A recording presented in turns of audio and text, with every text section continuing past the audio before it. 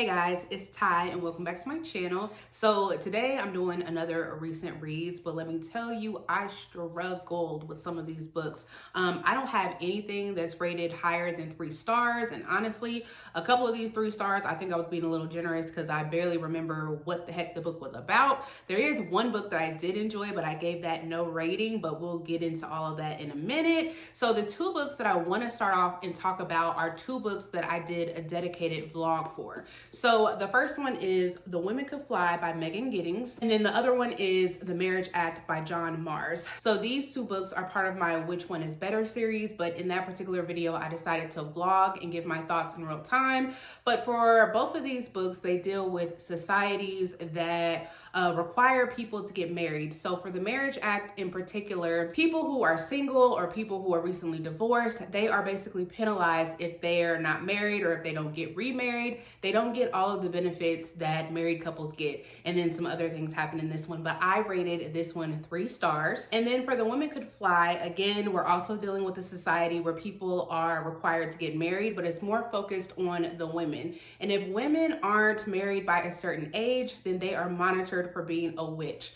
Unfortunately for this one, I gave it 2 stars, but if you guys are interested in my full thoughts for both of these books, I will make sure to have that video linked down below. So getting into my other recent reads, we're gonna start off with the one that I did not rate, and that is The Woman in Me by Britney Spears. So this is Britney Spears' memoir, and I decided to give it a no rating because I just don't feel right rating someone's personal story. Whether I liked it or whether I didn't like it, it's their personal experiences, and I just don't feel like I should be rating that. Now, I have read a couple of other memoirs in the past, which I did rate, but I think going forward, I'm no longer gonna rate memoirs. But anyways, so The Woman in Me, I really enjoyed this one. This one is Britney Spears' life story. It felt kind of strange reading this because I just remember so much of her career. Now, if you guys know, back in the day when she was like at the height of her career, it was always like do you guys like Britney Spears or do you like Christina Aguilera? I was always the one that was like, I like Christina Aguilera more. I still liked Britney Spears and I still watched like a lot of her videos, a lot of her performances. And anytime she mentioned any of those things, I felt like I had to stop reading and go look up a certain performance or a certain video so that I can remember that point in time. But I just really appreciated her for being so open and telling us her story, because Britney Spears, as we know, has been through a lot. And so to see these things that I remember, but then to get it from her side, really opened up my eyes to the things that Britney went through. And she went through a lot. And I just feel so bad for her. But like I said, I'm really happy that she decided that she wanted to open up and share her story with us. This is a memoir that I would highly recommend, especially if you are familiar with Britney Spears and her career. I think this will kind of open up your eyes to a lot of the behind the scenes that we obviously didn't see. So yeah, I really enjoyed this one. So then next we have When I'm Dead by Hannah Morrissey. This is a adult mystery. And so in this one, we are following this couple, Rowan and Axel. Rowan is a medical examiner. Axel is a homicide detective. And at the night of their daughter's Chloe's play, they get this call that there has been a body found, and come to find out that body is the best friend of their daughter, Chloe. And so right after they get this news, Chloe is supposed to come home from this play with the next door neighbor, but she doesn't. And now Chloe is missing. And so they are trying to put the pieces together on who murdered this girl and what happened to their daughter, and could she possibly be involved with this murder. So I gave this 1 star. I already kind of went into this with a bad attitude because I got this from Book of the Month, and I was just really disappointed that they did not let us know that this was the 3rd book in a series. So I did go back and check on some other books I know that are part of a series to see if they mentioned whether or not something was like a sequel, and they do. So I just don't understand why they did not let us know that this was the 3rd book in a series. With that being said, after reading it, do I think you had to go back and read the other two books? No, I think you can just jump right into this one. But while I was reading it, there were mentions of like other cases. And in my mind, I'm like, I wonder if those were in the other two books, but I will never know. So I just kind of went into it with, like I said, a little jaded. But besides that, this was just really slow. It was boring. I did not really care about anything that was happening. There was nothing really special that happened with like the twist or the reveals. It didn't do anything new for me. And I did listen to this on audio, and the perspective of Rowan drove me up a wall because I already listened to audiobooks on like a lower speed. I'm not one of those people that listen to them at like 2 times speed. I can't do it. But the narrator of Rowan, anytime she was narrating Rowan's part, which was a lot, she just spoke in a really low voice. In the beginning, I thought that something was wrong with like my volume, and I was like, why can't I hear this lady talk? Like, what is she saying? And then I just realized that I guess they were trying to give this character like a soft-spoken tone, but I guess they did it too well, because I just could not understand hardly anything that she was saying. Anytime I had my phone, like I had to like have it close up to my ear or listen through my AirPods, because I was like, I cannot hear her. But it was only that perspective. Nobody else was like that. So if you guys have read this and listened to it on audio, tell me if I'm crazy or not, because her voice was so low for no reason.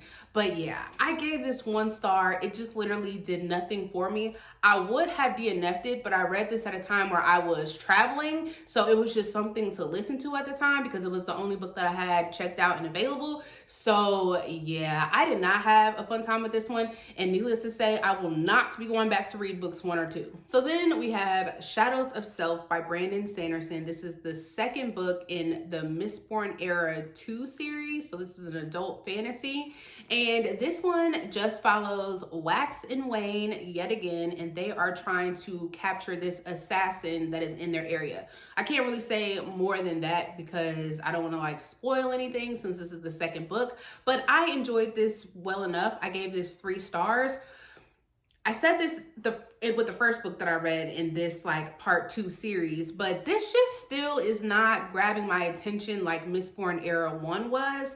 I'm starting to like the characters a little bit more, especially when it comes to Wayne, because I feel like he's supposed to be like the comic relief out of the duo, and his jokes are starting to grow on me a little bit more, but I'm still not like invested in these stories, in these side plots, in these characters. I did like though in this one that we got a lot of references to Mistborn Era 1. We got to see some characters from Mistborn Era 1, so that really hyped up my enjoyment for this one. But overall, I thought it was fine. It's just really not doing anything for me. And at this point, I feel like I'm just reading these books just to read them and get caught up with Brandon Sanderson's work. I don't feel like I'm going into these like really, really excited. But hopefully with the 3rd book, my enjoyment will increase, because I will say with each book, I'm enjoying them more. I'm just not enjoying them as much as I did with Mistborn Era 1. So yeah, 3 stars, it was fine. Okay, so now we have Just Another Missing Person by Gillian McAllister. You guys might be familiar with her because she wrote a book that's really popular, Wrong Place, Wrong Time. This one is a adult mystery, maybe mystery thriller. I think it's more on the mystery side. But so in this one, we are following this detective by the name of Julia, and she is trying to look into this case with this girl who has gone missing. So the girl apparently walked down this like alley, and she was caught walking down this alley on CCTV, but she was never seen leaving the alley. So Julia is tasked with looking into her case, but she is blackmailed while she is doing her investigation by this random guy, and it has to do with this secret that Julia and her daughter have been keeping that could possibly be tied to this missing person case. So I gave this one 3 stars. It was definitely a slow start. It took me about halfway in before I was invested. Once I was invested, I was invested. But I just liked how it was broken down into like the different parts and how the story was ultimately told. I did like a lot of the characters. Where this story just kind of lost me was this whole secret that Julia was being blackmailed for, because in my honest opinion, I just do not think that this was something that should have been a secret. This could have been cleared up really quickly. And it was just annoying to me throughout the whole book, where they kept referring to this horrendous secret that her and her daughter are keeping. And I'm just like, but that shouldn't have been a secret. Like, you guys could have got that settled. I just don't understand. And so then there was just some other things like towards the end, once we started to get the reveals, where I just don't feel like some characters were making some really smart choices, and then you just didn't see any consequences for anything. Some of these people did some bad things, and it just would have been more believable if they were being held accountable for the things that they did in the story, and they weren't. So I mean, this was fine.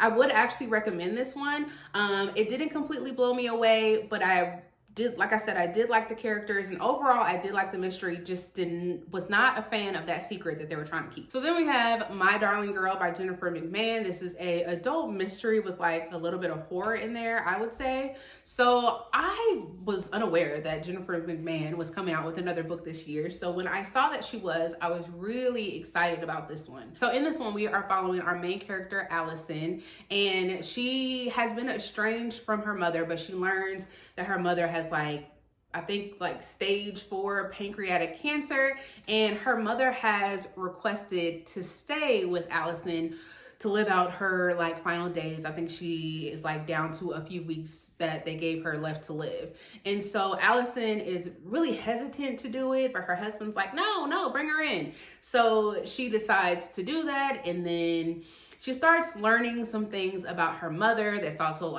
tied to her childhood, because her and her brother did not have a great childhood with their mother, Mavis. And they were abused by her physically, verbally abused, and Mavis was also an alcoholic. So during her time with Allison, we start to learn some things about their past and why she was like that. And yeah, the story kind of takes off from there. So I did enjoy this. I enjoyed the direction that the story went. I really enjoyed the ending of this, but this also just had a really slow start to me. I wasn't immediately grabbed by Allison and her backstory with her mother. It just did not pull me in the way that I thought it was going to, but there was a certain point in the story, I want to say about halfway, where once we started learning some real things about Mavis,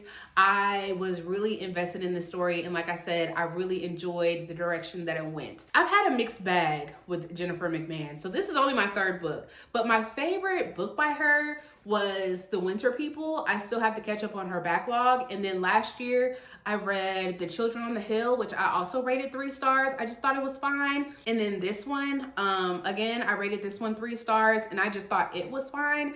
I feel like with Jennifer McMahon's books, the premise of the stories sound really good, but the execution has not been working out for me. So I still plan on picking up some books that I have of hers from her backlog, which I have heard good things about those. So hopefully maybe these last 2 that I read just didn't work out, and those will be better. So again, this one was just fine. So the last book that I had to talk about was an ARC that I got approved for through NetGalley.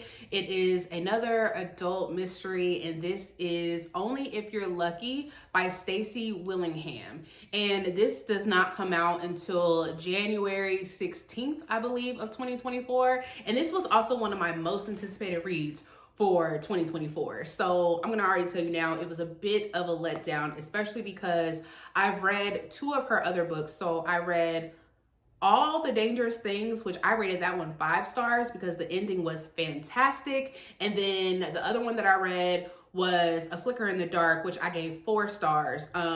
The reveals in that one was pretty predictable, but the overall story I really enjoyed. And I also have a dedicated review for both of those books, so I'll have that linked down below as well. But this one, it just felt really, really different from the other 2 books that I read from her. So in this story, we are following this girl, Margot.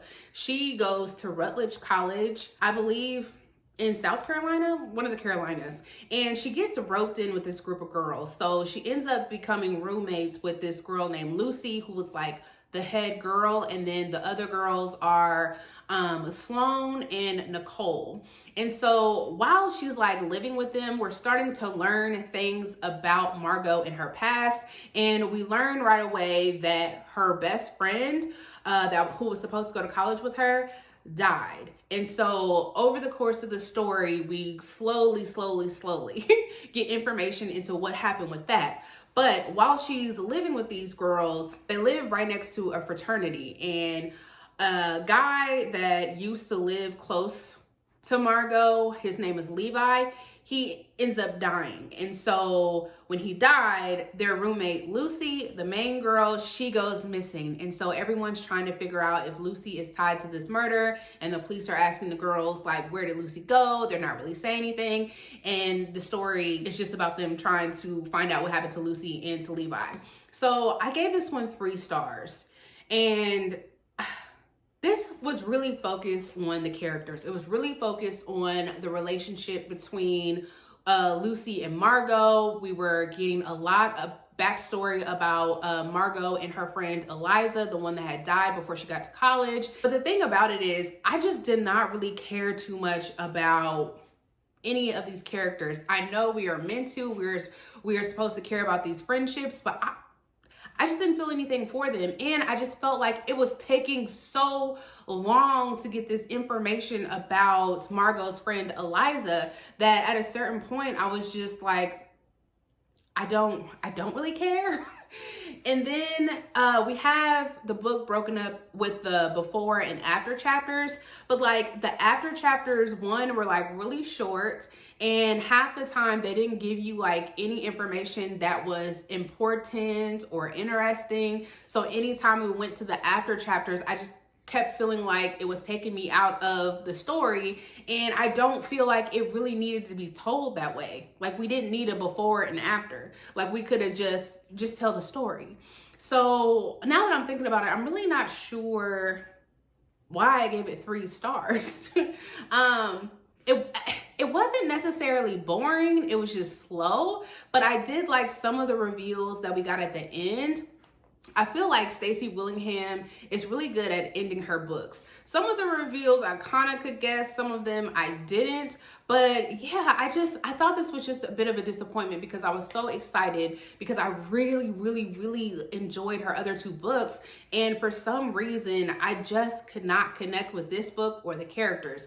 It kind of reminded me the entire time that I was reading it of the book The It Girl by Ruth Ware, because that book was kind of, it revolved around the It Girl, and the main roommate, or the main girl in this one, Lucy, she was kind of like the same. So I feel like if you really enjoyed the It Girl, then you will probably really enjoy this one. But again, you guys are probably sick of me saying it, this was just fine. It didn't do anything for me. So that is actually all that I have for you guys. Again, I will have my vlog link down below for The Women Could Fly and The Marriage Act. And then if you guys are interested in the reviews for the other Stacey Willingham books, that will also be linked down below. But I will see you guys next time. Bye.